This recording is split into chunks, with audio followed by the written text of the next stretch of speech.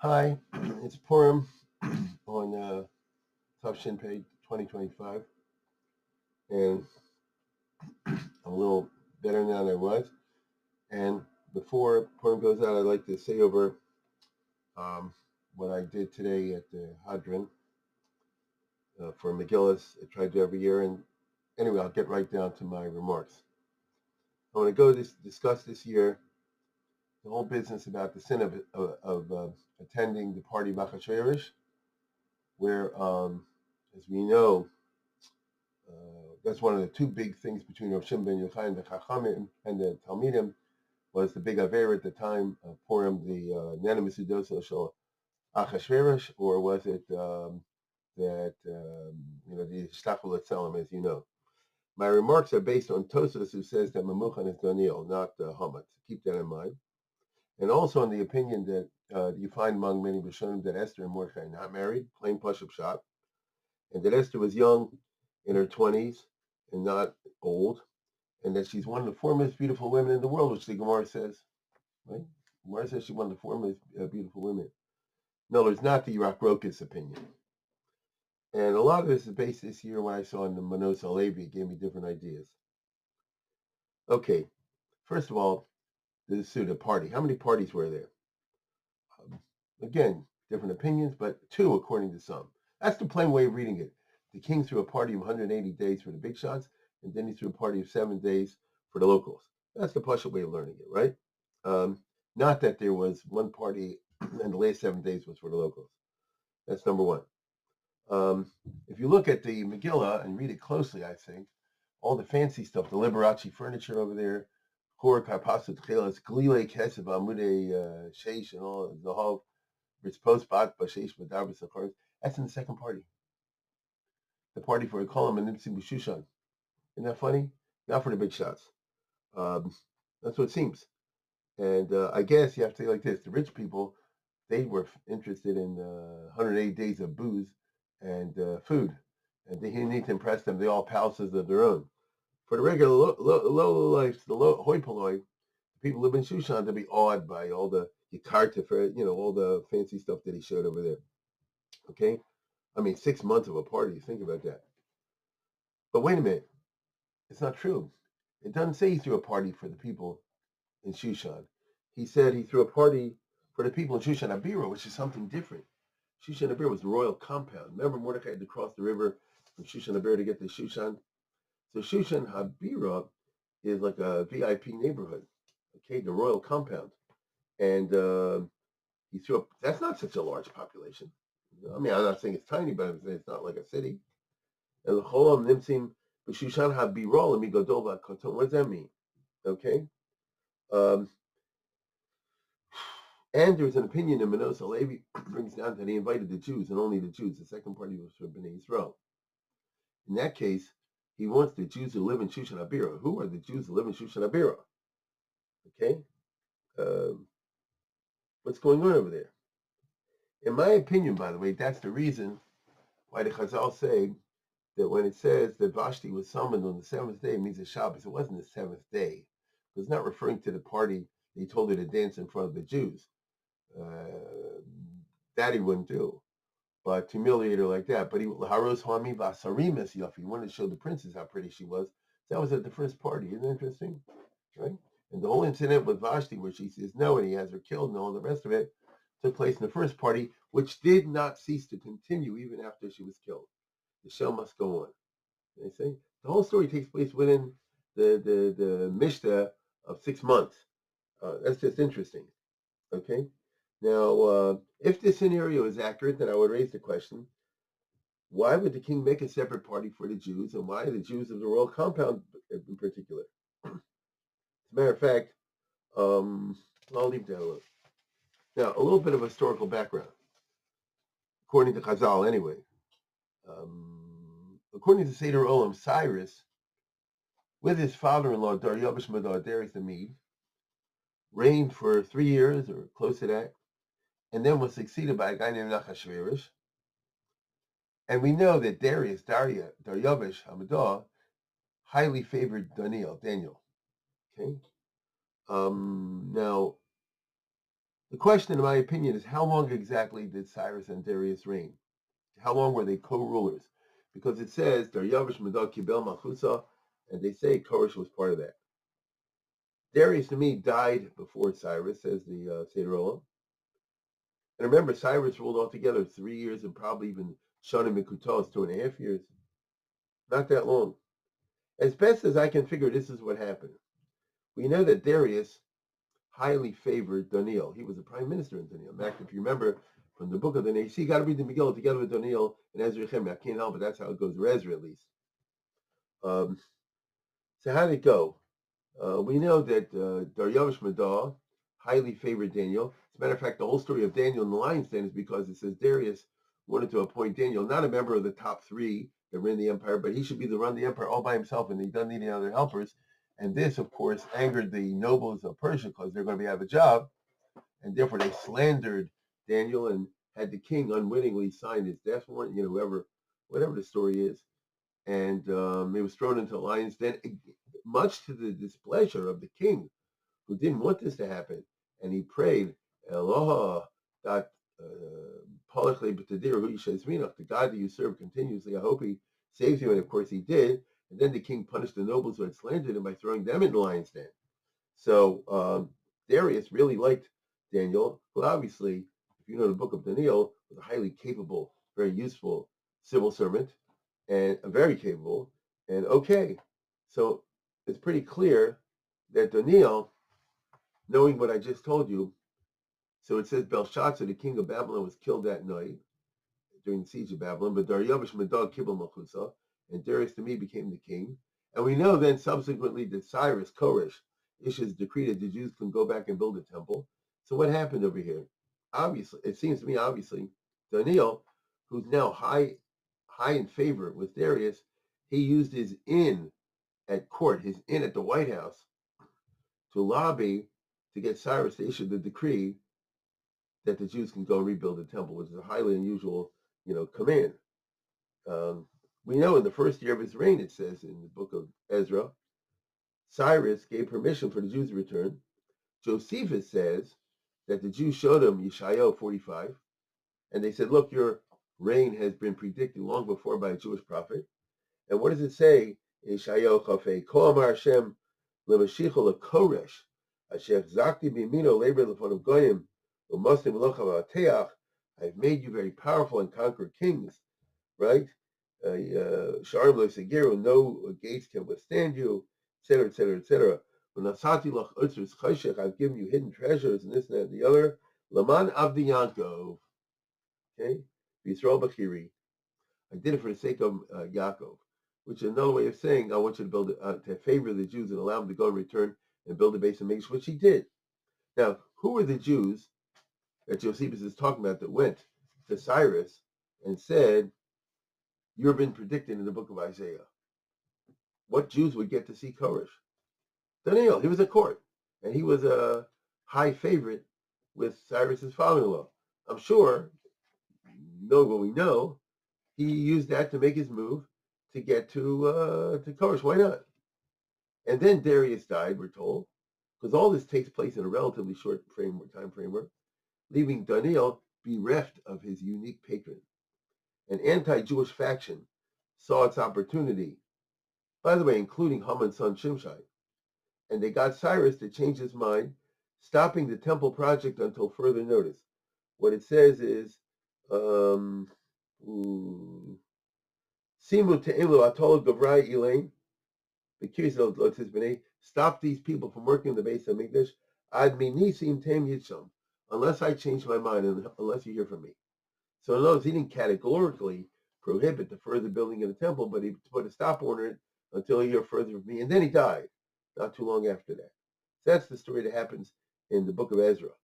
All this is taking right around the time that we're talking about, as you'll see in a second. So not long afterwards, Cyrus died, and he was succeeded by a guy named Achashverosh. Maybe you've heard of him. Interestingly, the new king moved the capital from Bavel to Shushan Abira, to Susa.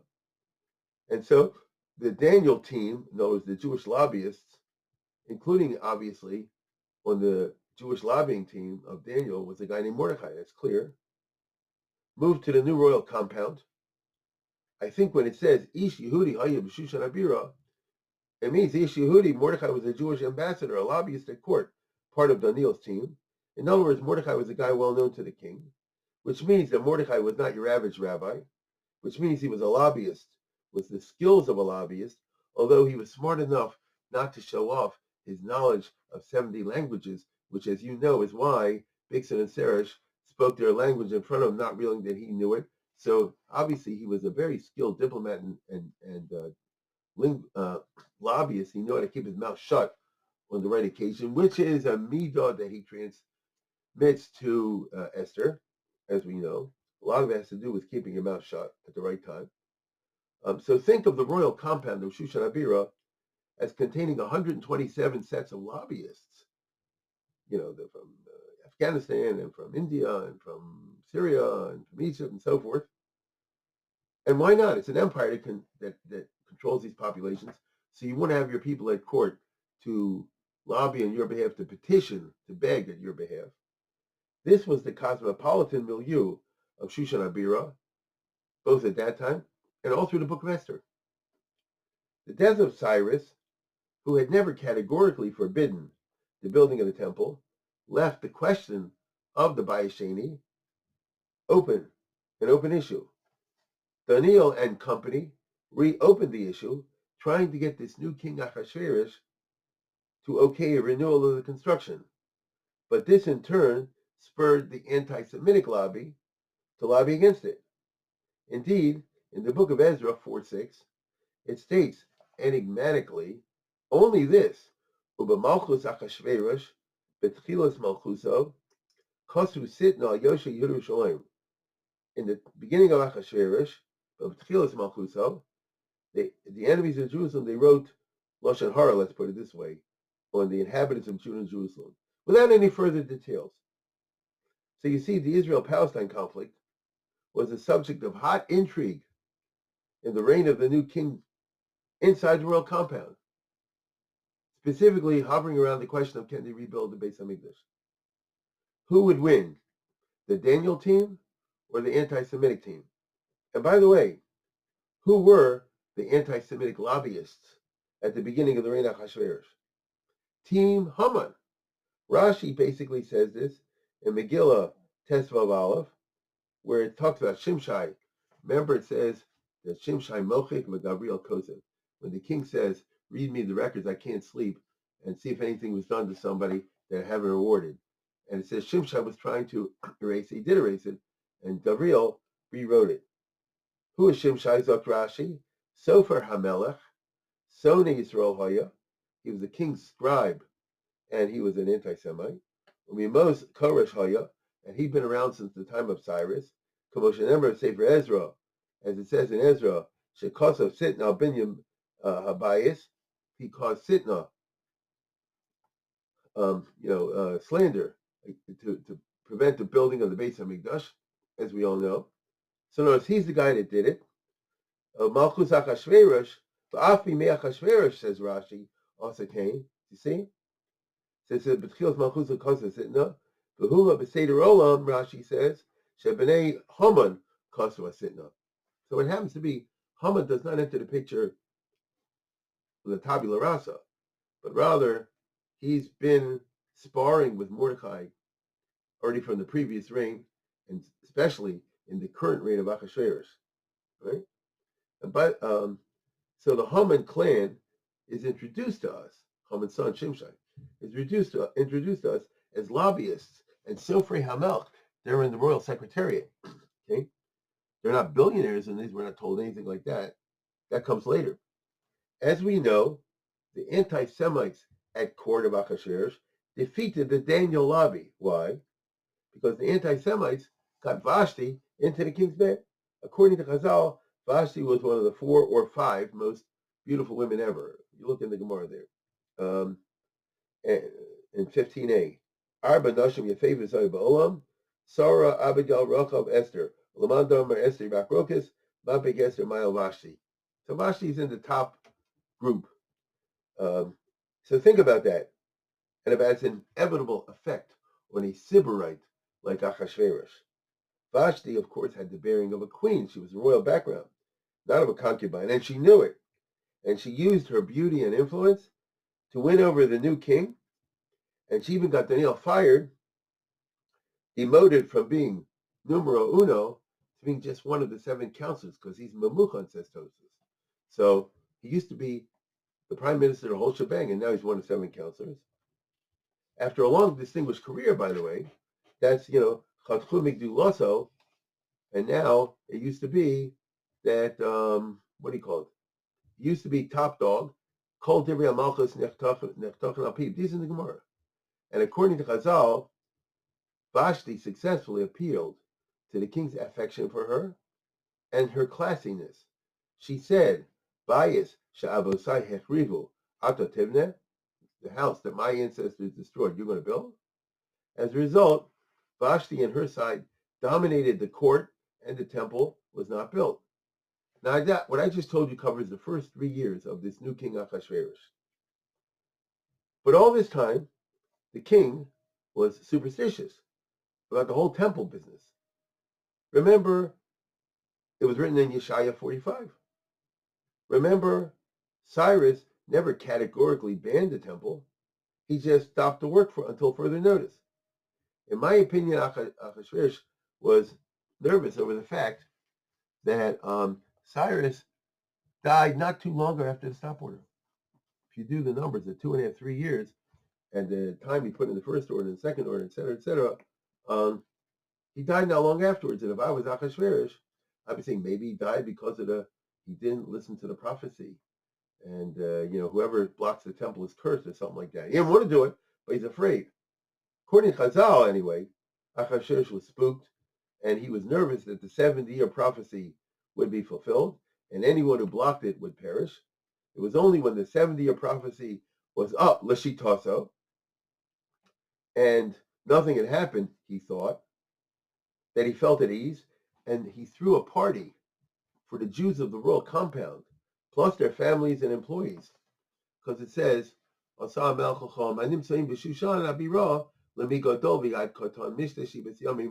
do you mean, Lemigodol Koton? He's not talking about their children. He invited their children to a special party. He invited the big shots and their staff, okay, to the party for them. And during the party, we're told he wore the big Dikon Gadol, see? In other words, he was saying over there, look, it's over, get over it, it's not happening. Stop pestering me and stop lobbying me. Indeed, even later, when Esther was queen and found favor in the eyes of the king that he extended the scepter towards her, he said, if you remember, according to the Gemara, which Chazal say is a reference to the unreconstructed temple in Jerusalem. In other words, I'll give you half of the 127 provinces, but don't bring up the Beis Hamikdash business. It's too politically divisive, as it is today in 2025. The Gemara says that he said, so what does it mean? Not the Beis Hamikdash, which is Chotzei Samachos. What do you mean, Chotzei Samachos? So Rashi says it's geographically in the middle, which it isn't. So I think it means it's politically divisive. It would split my kingdom into two factions. And you'll see, by the way, Esther, being smart, does not bring up the temple question in her conversations with the king. Her eyes are on taking Haman down. And even after the fall of Haman and company, even after the massacre of the anti-Semites on Purim, she does not bring it up. Nor does Mordechai bring up the temple business, even after he becomes prime minister. So by the time of the second party, Vashti, the main asset of the anti-Semitic team, was dead. She'd been killed in the course of the first party. To be sure, it happened when the king was in a drunken stupor, and when, in his inebriated state, he had solicited the advice of his counselors. Daniel, called Memuchan, offered his disinterested advice that what she did was so bad her head should be chopped off. In other words, it's like asking, Katz, what do you think should be the punishment of this guy Hitler, who was just guilty of jaywalking? I said, you kill him, right? In other words, Memuchan had it out for him just like he had for Memuchan. So anyway, the Targum Sheni on the Megillah Esther says that when the king sobered up, presumably at the end of the 180 days, he regretted the death of Vashti and was angry at the advisors and ordered them killed. It's not clear because there are conflicting agaritas, but maybe indeed this was the end of Daniel. But it doesn't seem so if Daniel is really one of the Anshe Knesset Gdolah, which came a little bit later, so he survived. We know from the Medrash Rabbah that when the king ordered the second party for all the people in the royal compound, the Jewish elites fled. Arab Chanina Bar Papa Gedoli Adar Hayushamu Barko. Now, that's interesting. According to Chazal, Daniel fled on an earlier occasion, or he was advised to, when Nebuchadnezzar set up that big statue, which is Hishtachol Etzelem. We all know that Hanani, Mishael, and Zayd, the three heroes, they would not bow down to the idol, and they were cast into the fiery furnace, and miraculously they survived. The whole story is about Hanani, Mishael, and Azariah, Shadrach, Meshach, and Abednego. Okay, fine. So what happened to Daniel? How come he's not there? And they say Nebuchadnezzar, who liked Daniel, didn't want him around because he knew he'll have religious problems with bowing down to the idol, and he didn't want him fired. And so he basically says, you've been working hard, take a vacation, get him out of town, or some say he sent him to count taxes or something like that. The point of the matter is that it's very effective not to be in town when challenges happen. That's one way. Whoever missed being on October 7th in the Gaza area was lucky, as you know. So maybe, what can I tell you? Maybe that's what that's what Daniel did now. All we know is that Mordechai is described, Chazal, Ish Yehudi Hayabi Shushan Abira, and there's Ish Yechidi Hayabi Shushan Abira. According to this, he was the only lobbyist left. Everybody else fled, and Mordechai said, I'm sticking here. He was a brave guy, and he didn't leave town. Okay, maybe he had some reason. So by default, the Jewish lobby at court in Shushan Abira, not Shushan, boiled down to one person, Mordechai. Okay, so he was talking Ish Yechidi. The Megillah doesn't make clear the details of the Jews at the party. After all, it would be an embarrassing subject for Mordecai and Esther, who wrote the Megillah, to bring this up. Okay, but as we know from the colloquy between the Rashbi and the students, the Jewish attendees at the party included lobbyists who must have attended other parties as well. I mean, let's put it this way. In Chazal, you find there always were exceptions when they say people should not dress goyish or do chachma goyim, but for lobbyists they made an exception. Here's the Gemara Baba Kama. Shiny base Rabbi Gamliel shall yikrovin lamalchus. Kidatanya Misaper Komi. You're not allowed to have the pagan haircut. Harizi Medarka Amori. But Avtolmas Baruvain Hitirlo Saper Komi Mishu Kar lamalchus. But they made an exception for the Jewish lobbyists. Avtolmas like Ben Ruvain or whatever. So base Rabbi Gamliel Hitir lahem Misaper B'chachma Yavonis. They should call lamalchus. They don't want people to use chachmas Yavonis. But the lobbyists, base Rabbi Gamliel, they allow them because it's necessary. Like in Eastern Europe, when they all spoke Yiddish, there was always somebody or other who could speak Polish or Russian or whatever, because you have to appeal to the authorities. You have to know that. Okay? So that's the kind of guy Mordechai was. He wasn't simply a rabbi or something like that.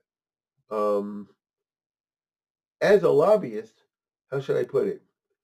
These are people who have experience in attending other parties, and they know how to smile and hold a cup of Coke for 4 hours while the party's going on and pretend like they're having a good time and never actually eat anything. It's happened to me once or twice. In other words, like in America, you're invited to a Christmas party or to something along those lines, and you got to go. What are you going to do? What are you going to do the several hours that you're there? Can't eat, can't drink, can't this. You're not really supposed to be chummer. You do what you got to do, but not more. And you eat, you can't eat anything. Nothing kosher. Like I say, you walk around for a couple hours, sipping on a tiny Coke or club soda or something like that. So that's already a skill. You understand? And those guys knew how to smile and hold the Coke while they hand the whole party. But it also included the Migadovi Akaton, their families and employees. These guys were not professionals. They did not know how to act at such a party. Such Jews were not trained in from diplomacy, which involved being around going but not being influenced by them. This required wisdom and training, indeed apprenticeship. And so the terrible sin, the Gemara says, was not that they ate at the party of Achashverosh. They didn't know how to go through the motions without being really neheneh. And that was the Avera. Now, because you're not supposed to go to such a party and have a good time. You go to such a party out of stern necessity. That's a different thing. By the time of the second party, the king's close retinue, not his 7 advisors, if you look closely, but his Nari Melch Mashar, his personal valets, they're the ones who told him, advised him to launch a beauty pageant. This happened during the first party in the 3rd year of her reign. What about the rebuilding of the temple? Here the king must have been conflicted. For the first 3 years of his reign, Vashti had influenced him. Now Vashti was gone. This left the king once again torn between Team Mordechai and Team Haman.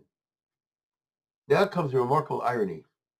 The Jews, including Mordechai, did not see the fall of Vashti as an opportunity to place a Jewish babe at the king's bed in the place of Vashti, even though that's what happened later on, despite their best efforts. During these 4 years, because Esther was taken after 4 years of beauty contest, 7th year. During these 4 years, Esther was in hiding, we're told. She did not come out of the house. This is based on the idea that she was not a Iraq Roka, she was beautiful. In other words, Mordechai hid her, and he hid her in Shushan Abira, which means it's cramped quarters and everybody knows everybody else's business. Mordechai took a look and can see the hillbilly types that were being brought before the king. They required 12 months of perfume and baths, okay? Mordechai realized if Esther entered the beauty contest, she's a BJJ girl. If Esther entered the beauty contest, she would nuke the competition. And that's exactly what happened later on, because it says that she skipped the 12 months in the perfume. They fast-tracked her to the front, She was the first one who didn't eat the bar of soap. So Mordechai did not want her to become queen, which would ruin her Yiddishkeit situation, and it would ruin her personal life. Look, she was stuck with Achashverosh. She hated the guy. The Gemara says she called him a kelev, right? She couldn't stand it.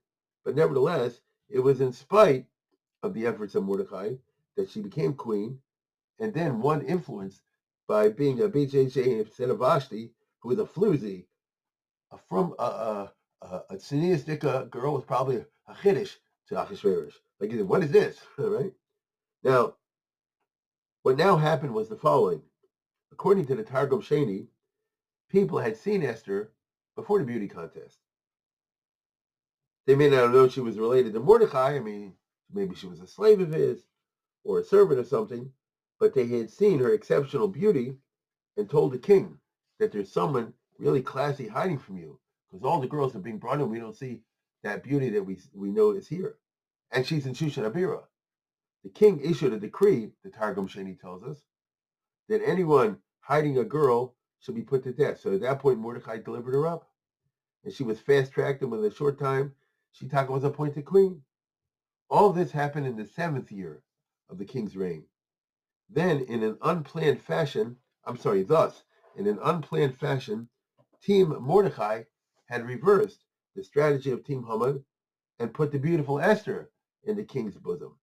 I'll bet Mordechai figured, let's make lemonade out of crushed lemons once it happened. And he planned for Esther to lobby for rebuilding the temple. But immediate events made that impossible in the twisted world of the king's mind. Events that made Mordechai change his mind and tell Esther to shut up and cultivate mystery. You see, right after Esther became queen, the big son Seresh assassination plot occurred, and Mordechai saved the king's life. Now the king owed Mordechai big time. But he knew what Mordechai would ask as a reward. Build a temple. And the king didn't want to do it. So instead, what did he do? He named Haman, Mordechai's nemesis, as prime minister. Okay? It's Yalkut Shimoni. Rabbi Yomar, Achar Dvorim Gidel Melchus as Haman. Achar means Achashverosh here. What does that mean? Omar, it's a Yalkut Shimoni. Amar Mordechai Mevakesh Livnos Beis Hamikdash. Livnos Efsher, meaning I don't want it. Lachziru Efsher, I can't tell him no. Ela Harini Megarabos Haman v'Yezebona v'Zesoser. I'll put Haman up as prime minister, and he'll be the nemesis. But what he'll build, he'll knock down, meaning he'll prevent the whole thing from happening. So get this straight. She becomes queen. Mordecai saves the life, and the king, instead of rewarding Mordecai, appoints Mordecai's enemy as prime minister. Is a sicko. You understand? That's who the king was. Now, I assume that. So let's put it this way: realizing how the king's mind worked, Mordecai told Esther not to tell anybody he's Jewish. Otherwise, Haman would work to undermine her. So she becomes queen.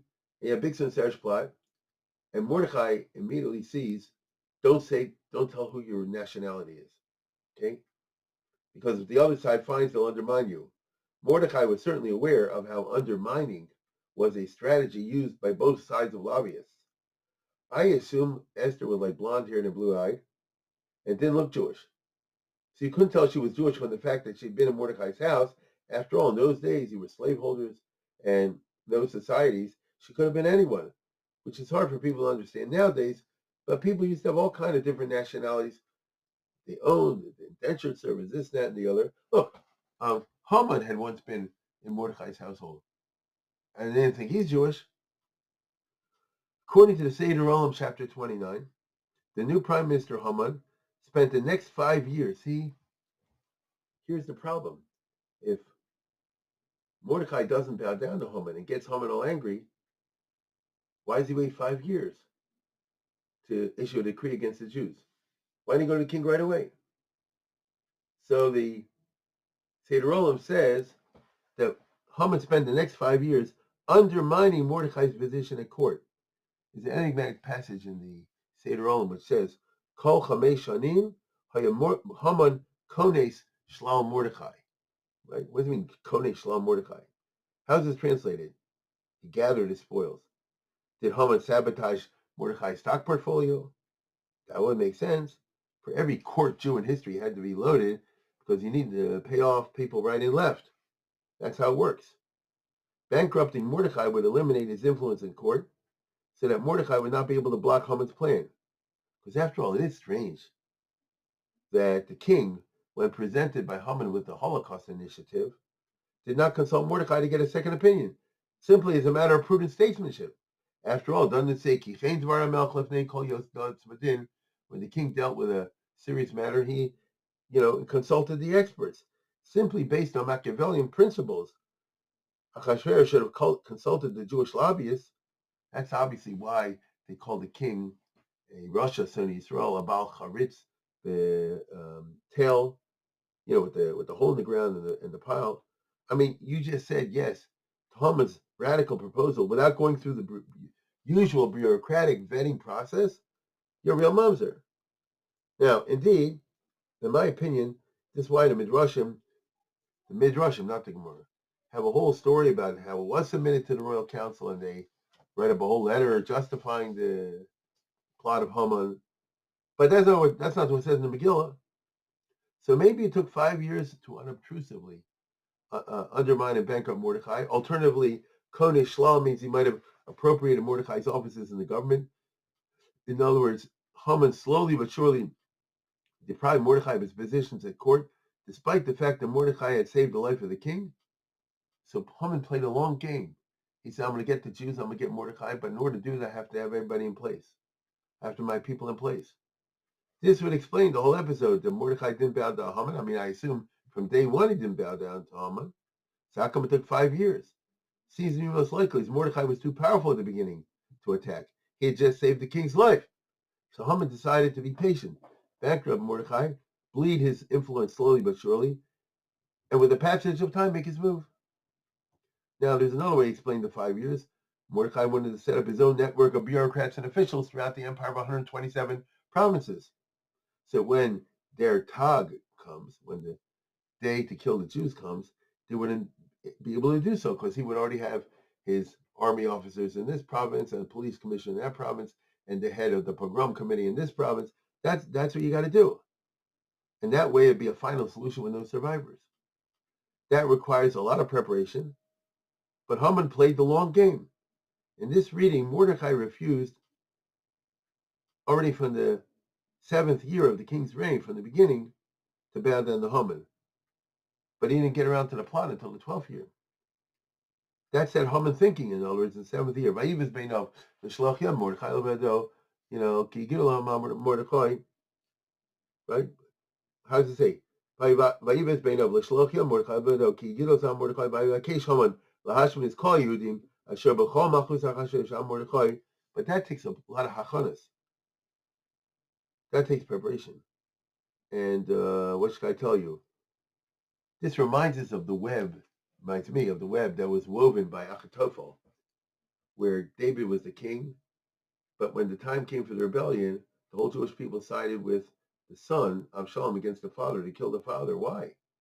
Achitophel had worked the scene and put in his people all over the country, and when the signal came, they already came out to Lashon about David, and extensive preparation for the plot made it succeed. Or it would have succeeded if Absalom wasn't stupid. But I mean, really, on its own, it should have succeeded. So here also, right here also, the only difference is, in the case of David, he didn't get killed because of the stupidity of Absalom, but the plot was pulled off quite successfully. David was shocked when he found that the whole country's against him. He said, "Someone tell him." Over here, the decree, although meant to be secret, was immediately known to Mordecai. Mordecai. How? Kodesh, a blabbermouth, a paid informant, whatever the case was, he found out. An impoverished Mordecai got no money more. Has only one haste in the hole, and that's Esther, who nobody knew was Jewish. Here we see Ashkacha Pratis, I would say. I mean, the Jews knew she was Jewish, right? But remember, I mean, the Gemara says, why did Esther invite Haman to the party, according to Yeshua? Because he didn't want the Jews to be overconfident and say, Achos yesh lanu bebeis hamelech, so why should we daven? But if she kisses up to Haman, then they'll see that they'll think she joined the dark side, and they'll have to daven. That means that the Jews knew Achos yesh lanu bebeis hamelech, that we have a Jewish girl in there. You don't have to lobby Trump. You got Ivanka, that kind of art. So if the Jews knew, how could it be a secret? Unless you say, Esther knows it's claim Benia Koroel,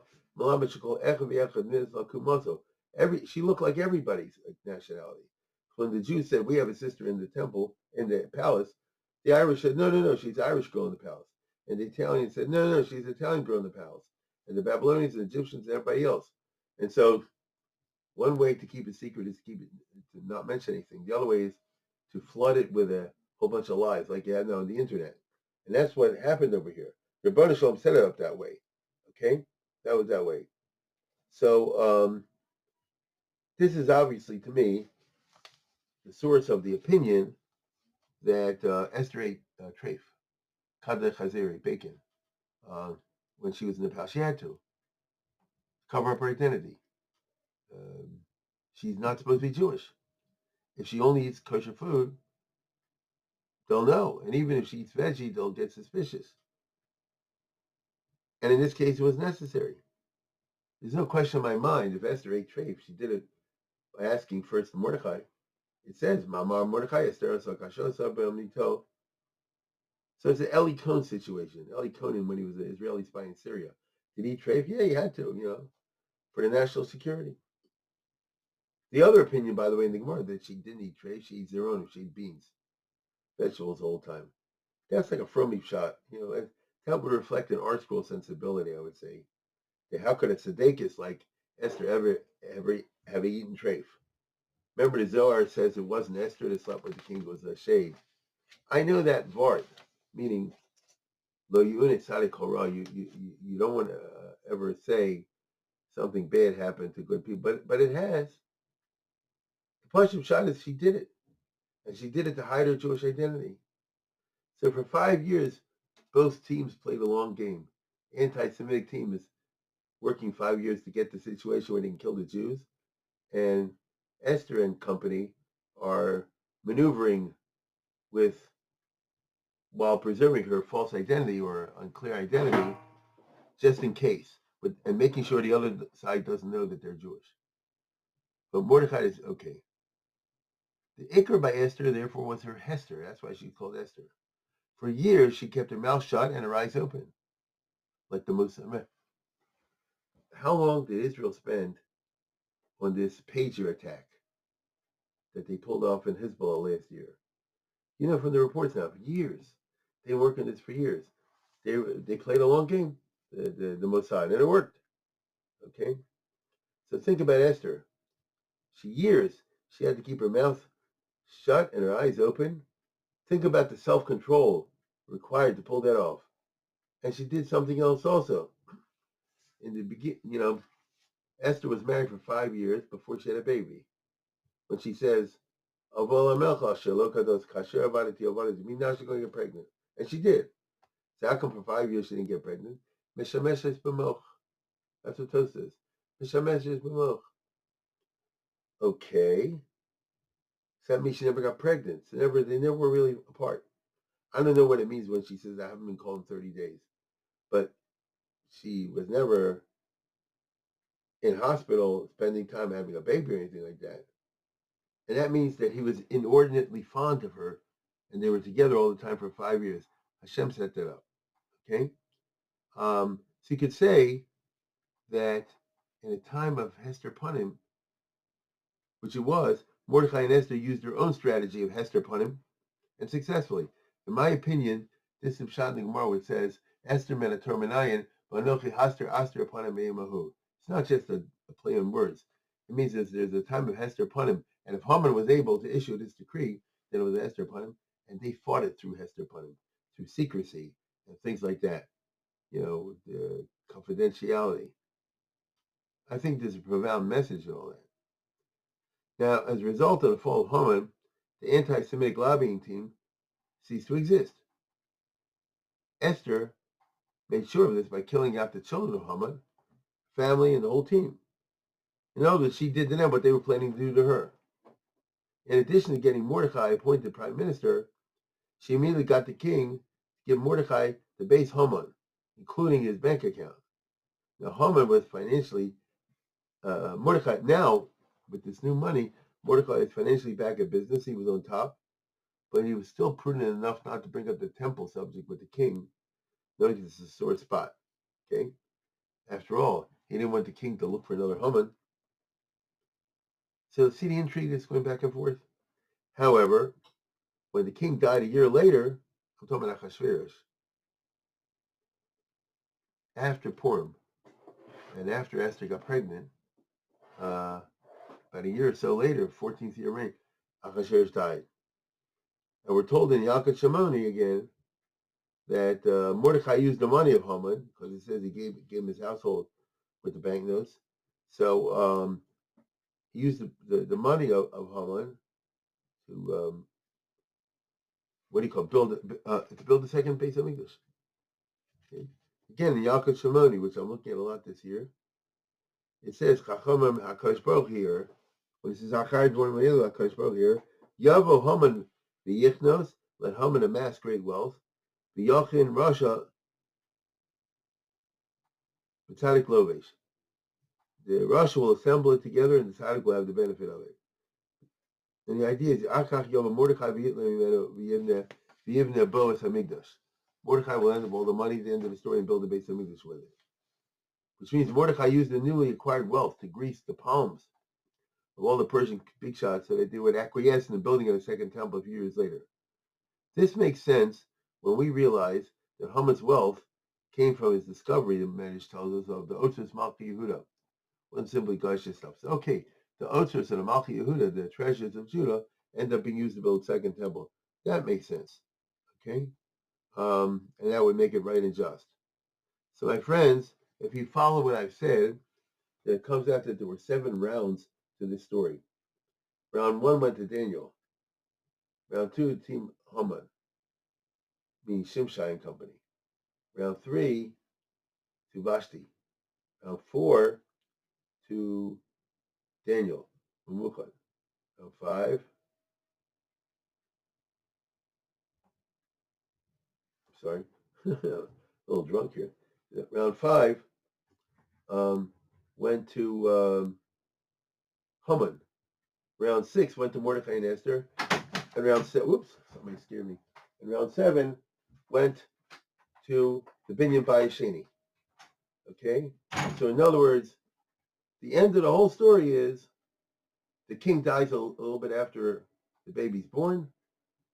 The new king, without going into details, the regency is held by Mordecai and Esther probably. And the new regime allows the Jews to build a temple. That's what it says in the book of Ezra. And so all the money that Haman amassed ended up being poured into the Beis Hamikdash. Whether we understand that as they actually use it for the physical stuff, Beis Hamikdash, the Medrash says that Haman got his money by discovering the Otzros Malchi Yehuda, so that would make sense that the money would end up in Yerushalayim, in Har Maria, you know. And if I can, let's put it this way, and if I could play a faux Ramah, like a Mechir Yayin type board, so by Yom HaShvi, the Tov Lev HaMelech Bayayin, the 7th round, Tov Lev HaMelech, the God gave permission to build Beis Hamikdash Bayayin, but was done besod. Right? You wouldn't know unless you piece together, as I just tried to do, all the events and you see the pattern. That's now, like Paul Harvey said, now you know the rest of the story. That's what occurred to me happened in Purim this year. That I wish everybody feel like a Purim. Now we got to get ready for Shabbos here in Baltimore.